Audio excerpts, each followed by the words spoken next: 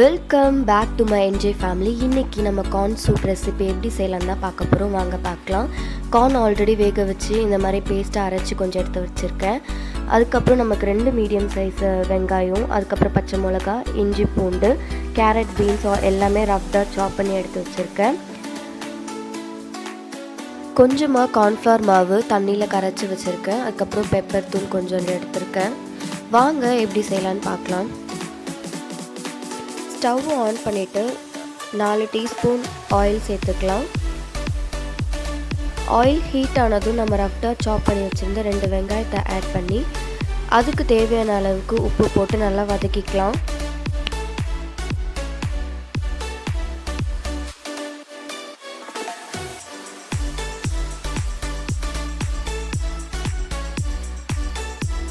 இந்த அளவுக்கு வெங்காயம் நல்லா வதங்கி வந்ததுக்கப்புறம் இஞ்சி பூண்டு நம்ம ரஃப்டாக சாப் பண்ணி வச்சுருந்ததை ஆட் பண்ணி நல்லா வதக்கிக்கலாம். நீங்கள் இடித்து கூட சேர்த்துக்கலாம். அப்படி சேர்க்கும் போது நமக்கு சூப்புக்கு நம்மளோட ஃப்ளேவர் இன்னும் கொஞ்சம் என்ஹான்ஸ் பண்ணி கொடுக்கும், நல்லாயிருக்கும்.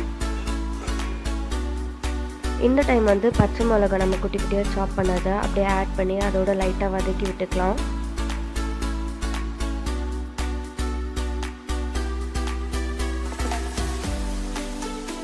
இப்போ நம்ம கட் பண்ணி வச்சுருந்த பீன்ஸ், கேரட்டை இதில் ஆட் பண்ணி நல்லா வதக்கிக்கலாம்.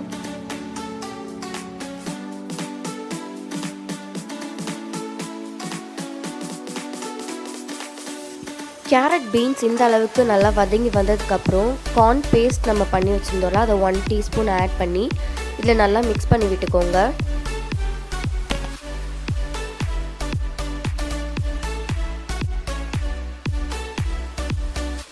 இந்த டைமில் நம்ம கார்ன்ஃப்ளவர் மாவு கொஞ்சமாக தண்ணியில் கரைச்சி வச்சுருந்தோம்ல, அதை கொஞ்சமாக ஆட் பண்ணிக்கோங்க. ஆட் பண்ணி இதையும் நல்லா மிக்ஸ் பண்ணி விட்டுக்கோங்க.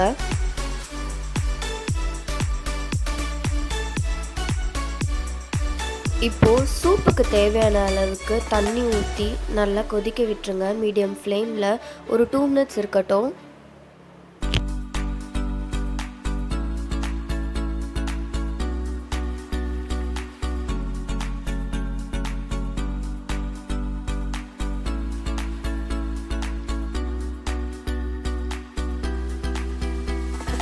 நல்லா கொதிச்சு வந்துருச்சு. இந்த டைம் 1 டீஸ்பூன் மிளகு தூளை ஆட் பண்ணி நல்லா மிக்ஸ் பண்ணி விட்டுக்கோங்க.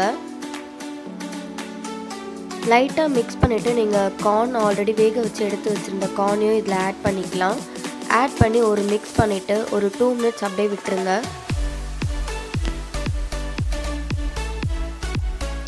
ஃபைனல் டச்சாக கொத்தமல்லி இலையை மேலே தூவி விட்டு ஒரு மிக்ஸ் கொடுத்துட்டு ஸ்டவ் ஆஃப் பண்ணிடலாம். அவ்வளோதான், நம்மளோட கார்ன் சூப் ரெசிபி சூப்பராக ரெடி ஆகிடுச்சு. இதை டேஸ்ட் பண்ணி பார்க்கலாம் வாங்க.